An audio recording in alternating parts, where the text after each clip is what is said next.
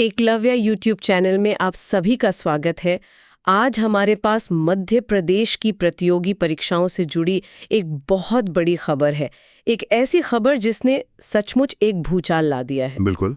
हम बात कर रहे हैं MPESB यानी जिसे हम पहले व्यापम के नाम से जानते थे, उसके एक ऐतिहासिक फैसले की। ऐतिहासिक, हाँ, एक ऐसा फैसला जो तैयारी करने के पूरे तरीके को ही जड़ से बदल सकता है। सही कहा। हम कह सकते हैं कि मध्य प्रदेश की परीक्षाओं में तुक्का यानी अंदाजे से जवाब देने वाले युग का अब अंत हो रहा है। और ये बदलाव कोई छोटा मोटा नहीं है। 13 साल के एक बहुत लंबे अंतराल के बाद मध्य प्रदेश की परीक्षाओं में नेगेटिव मार्किंग की वापसी हो रही है। 13 साल, ये बहुत लंबा समय है। मतलब एक पूरी पीढ़ी है छात्रों की जिन्होंने बिना नेगेटिव मार्किंग की ही परीक्षा दी है। तो इसका मतलब है कि जो भी मध्य प्रदेश में किसी भी वनडे एग्जाम की तैयारी कर रहा है, उसके लिए यह चर्चा बहुत ही जरूरी होने वाली है। बिल्कुल। सबसे पहले तो ये बात साफ कर दें कि ये कोई अफवाह नहीं है। खबर पूरी तरह से पुख्ता है। अच्छा। मध्य प्रदेश कर्मचारी चयन मंडल यानी ESP ने ये आधिकारिक तौर पर स्पष्ट कर दिया है कि अब सरकारी नौकरियों की परीक्षाओं में तुक्का या जिसे हम गैसिंग कहते हैं वो नहीं चलेगा। लेकिन ये 13 साल तक बंद क्यों था और अब अचानक से इसकी वापसी क्यों हो रही है? ये एक बहुत अच्छा सवाल है। देखिए, पिछले 13 सालों से राज्य की किसी भी परीक्षा में नेगेटिव मार्किंग का सिस्टम था ही नहीं। अब MPPSC के बाद ESB भी अपनी सभी परीक्षाओं में इसे लागू कर रहा है। तो ये नियम आने वाली सभी वनडे एग्जाम्स पर लागू होगा? हाँ, सभी पर। तो फिर देखते हैं कि कौन कौन सी बड़ी परीक्षाएं हैं जो इससे प्रभावित होंगी। देखिए, लिस्ट काफी लंबी है। इसमें सूबेदार है, ग्रुप 2, ग्रुप 1, ग्रुप 5 जैसी बड़ी परीक्षाएं शामिल हैं। ग्रुप 1 और ग्रुप 2 ये तो राज्य की सबसे बड़ी और प्रतिष्ठित नौकरियां हैं। जी, और इनके अलावा क्षेत्र रक्षक, जेल प्रहरी और जेल अधीक्षक जैसी परीक्षाएं भी हैं। मतलब लगभग सभी। एक मिनट, इस लिस्ट में कांस्टेबल परीक्षा का तो जिक्र नहीं है। वो तो मध्य प्रदेश की सबसे बड़ी भर्तियों में से एक है, उसका क्या? सही कहा आपने। अभी जो जानकारी है उसमें कांस्टेबल परीक्षा का स्पष्ट रूप से उल्लेख नहीं किया गया है। लेकिन जिस तरह से ये एक व्यापक बदलाव है, इस बात की प्रबल संभावना है कि इसमें भी नेगेटिव मार्किंग शुरू हो ही जाएगी। मतलब तैयारी तो उसी हिसाब से करनी चाहिए। बिल्कुल, कोई चांस नहीं लेना चाहिए। और अगर हम इस साल की बात करें तो कितने पदों पर इसका असर पड़ेगा? इस साल का लक्ष्य काफी बड़ा है। कुल 5,528 पदों के लिए 11 अलग-अलग परीक्षाएं आयोजित की जाएंगी।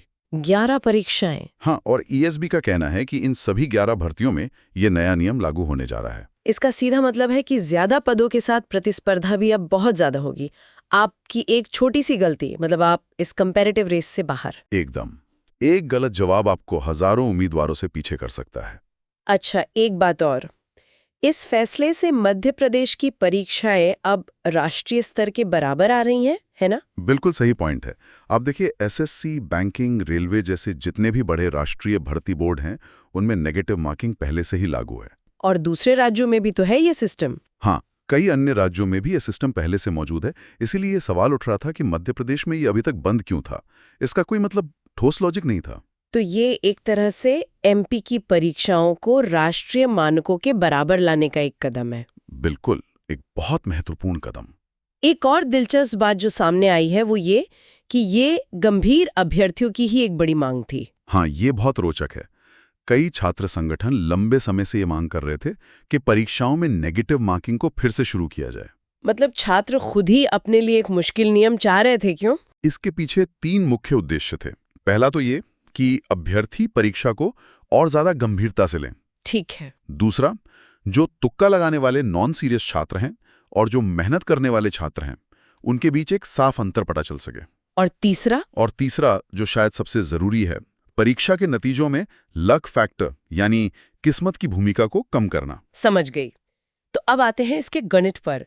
ये नेगेटिव मार्किंग काम कैसे करती है?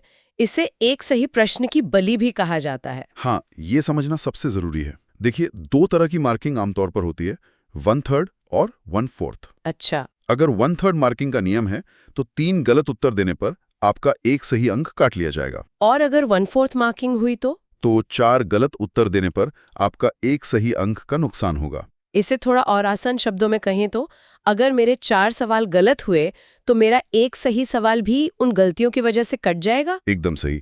आपका वो एक सही जवाब भी बेकार हो जाएगा। तो अब वो जय माता दी वाली रणनीति तो बिल्कुल काम नहीं करेगी। नहीं, अब वो बहुत खतरनाक साबित होगी।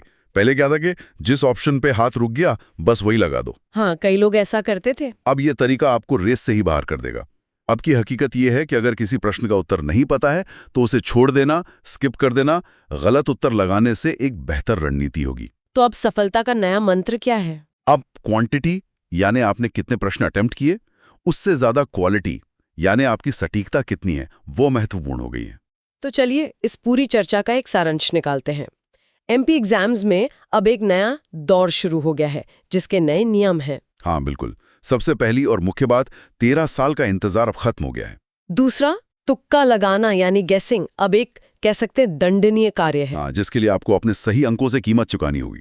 तीसरा, ये बदलाव ईएसबी या व्यापम की लगभग सभी परीक्षाओं में लागू होगा। और सबसे महत्वपूर्ण बात जो मुझे लगता है सबसे बड़ा टेक अवे है वो ये कि अब गंभीरता, सीरियसनेस ही सफलता की असली कुंजी है। बिल्कुल सही। और इस पूरी जानकारी के बाद कुछ सवाल भी उठते हैं जिन पर विचार करना बहुत जरूरी है। हाँ, आपकी इस पे क्या राय है ये जानना भी जरूरी है। जैसे कि क्या नेगेटिव मार्किंग शुरू करने का ये निर्णय सही है या गलत? इसके पक्ष और विपक्ष दोनों में तर्क हो सकते हैं। बिल्कुल। और दूसरा सवाल, क्या इस बदलाव से योग्य उम्मीदवारों को सच में फायदा होगा या फिर इससे छात्रों पर तनाव और बढ़ेगा? सही, ये भी एक पहलू है। तो इन सवालों पर अपनी राय जरूर बनानी चाहिए और सबसे जरूरी, अपनी तैयारी की जो रणनीति है उसे इस नए नियम के हिसाब से तुरंत बदलना होगा। बिल्कुल, क्योंकि अंत में सफल वही होगा जो इन नए नियमों के हिसाब से खुद को सबसे जल्दी और सबसे अच्छी तरह से ढालेगा। ऐसे ही क्विक रिवीजन टॉपिक्स के लिए एकलव्य यूट्यूब चैनल को सब्सक्राइब करें।